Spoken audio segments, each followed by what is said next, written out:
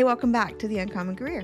Today we're going to talk about overcoming that fear of networking because there's nothing more encouraging than knowing a friendly face in your interview or having someone create a position literally for you or being introduced to a whole community of potential clients by someone who already sings your praises.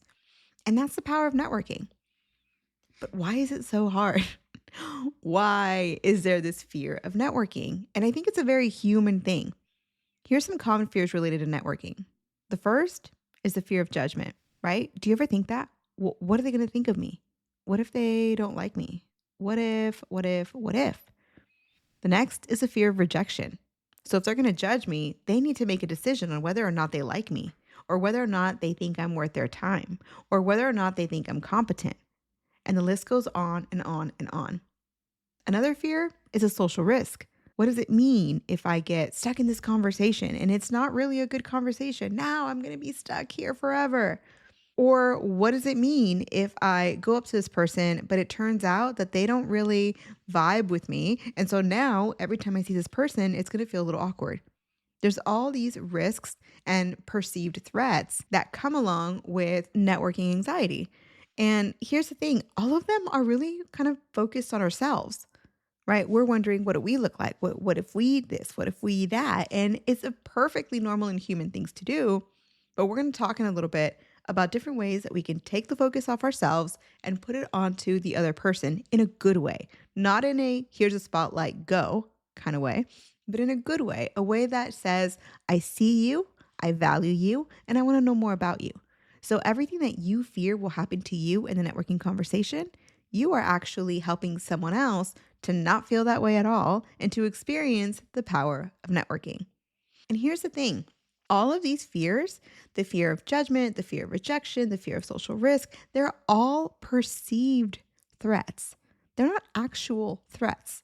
It's very unlikely that you'll be flat out rejected in the middle of a conversation. It's pretty unlikely that someone's going to tell you you're not as competent as you think you are. But is that not the fear that comes into our mind? And the most interesting thing is that all of these threats are perceived, which means they are in our imagination. They came from us, not from logic, not from the real world. There are fears becoming a visual in our mind.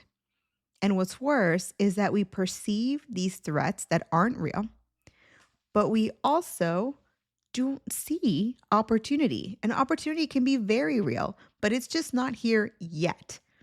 So when the perceived threats are so easily imagined in our mind, but yet the opportunity is so invisible, I mean, why would anybody want to network, right? And I think that's what's behind a lot of the hesitation. I perceive something bad might happen, and I have no idea what good thing could happen. So why would I ever make that risk if I don't expect and believe that I'm going to have something in return for that risk? So it's a lose-lose. So let's bring the opportunity to light. When you go into networking, so many things can happen. We talked already about a friendly face in your interview, or having someone create a position for you, or being introduced to a community of potential clients and being, trusted and praised publicly. All those are good things, right? But imagine sending in an application that's blind, the easy apply button that we always talk about, right? Versus having special consideration, knowing that someone on the inside has said, hey, keep an eye out for this application because A, they're kind of a cool person, and B, they're absolutely qualified, right? There's something they can bring to the table. And how did they know that? They know that because they gave you the additional consideration because you were in front of them, in person, present, and sharing your story in a networking conversation. Other opportunities that are very possible that come through networking are guidance, advice, encouragement, finding common experience, getting to know other connections, and learning about new ideas, right? So our mind is so quick to create a threatening scenario and to warn us and protect us from this scenario. But what if we just take a moment and if you're driving, maybe not close your eyes, but if you're at the office, if you're at home, maybe take a second here and close your eyes and intentionally imagine the possibility, the opportunity, so that the only image in your head is not a threat.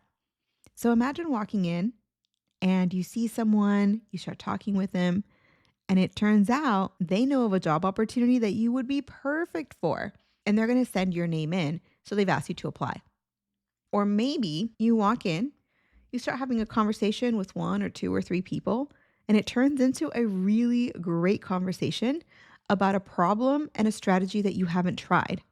You leave that conversation ready to tackle this problem at work with a brand new strategy, with some new guidance, some advice, some encouragement, and some great new ideas.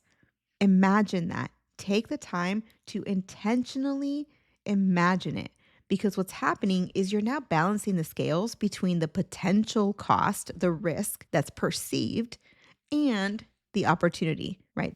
This is the possibility, the good thing.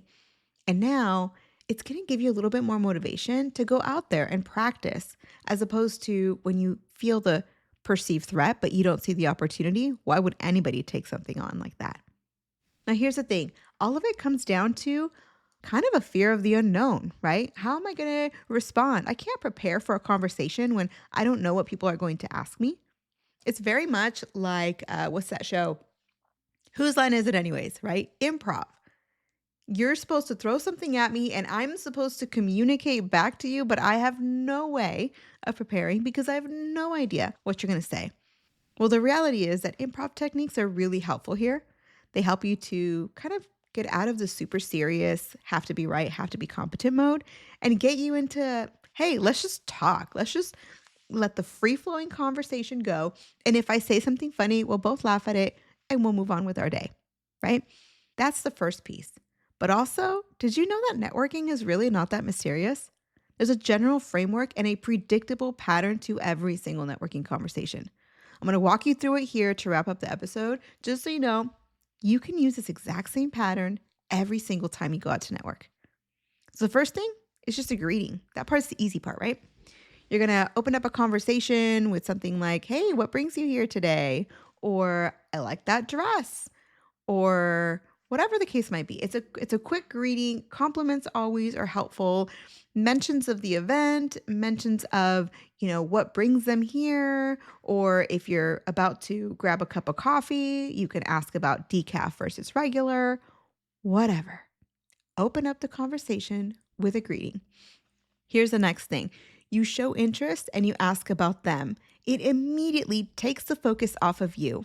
You can ask them what they do, what they think about the last session in the event.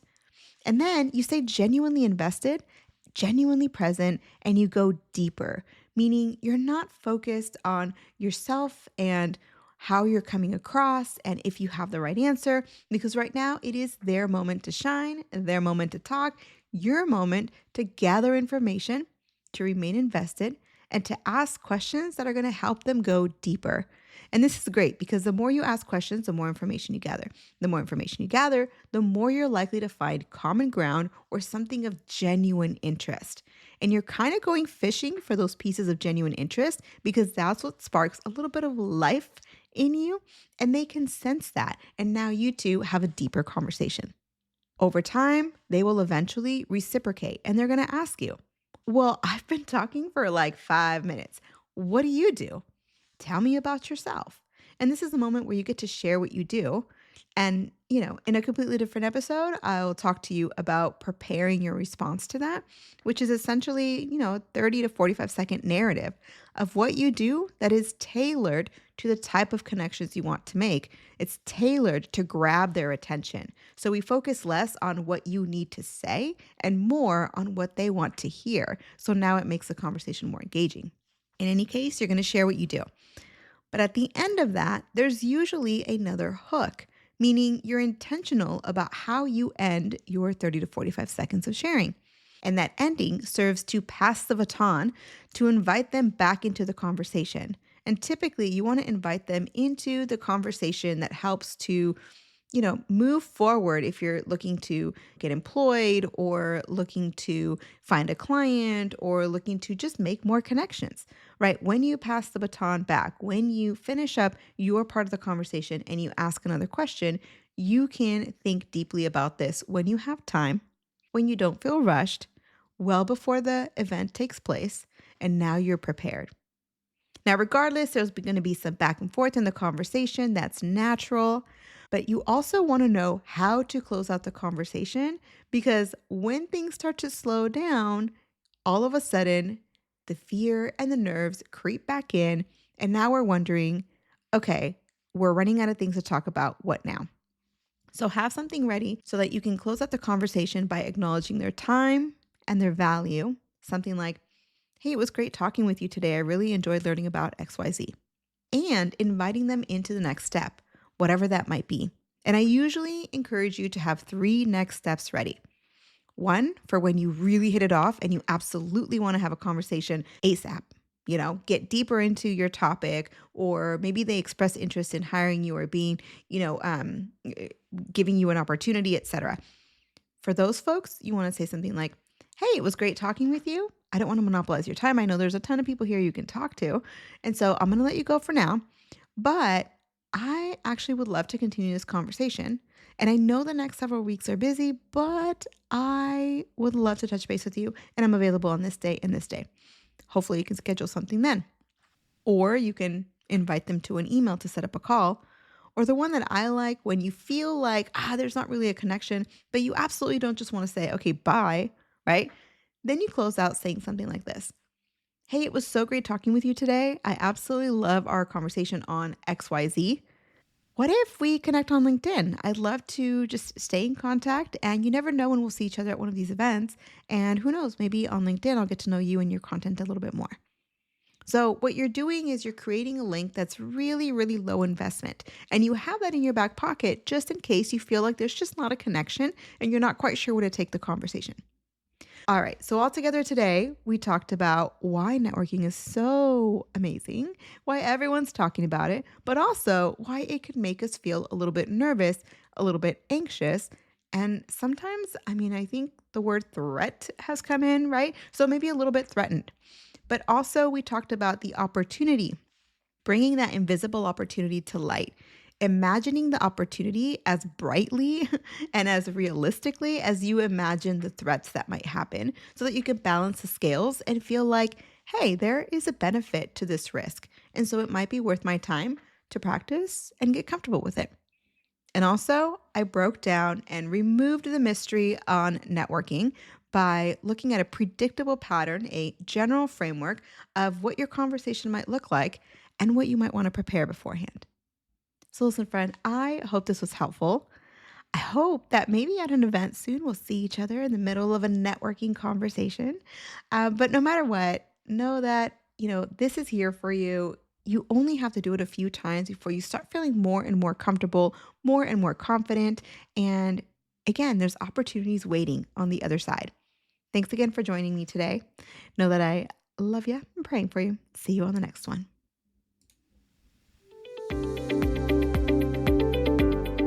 Hey, thanks for listening. I really appreciate you spending time with me today. If you found this episode helpful, please tap the 5-star review on the show's homepage in your podcast app. It would absolutely make my day, and it helps others discover the Uncommon Career Podcast. Now, to download your free career resources and learn how I help seasoned professionals land amazing offers in as little as 90 days, click on the link in the description or go to theuncommoncareer.com. Thanks again, and I'll see you on the next one.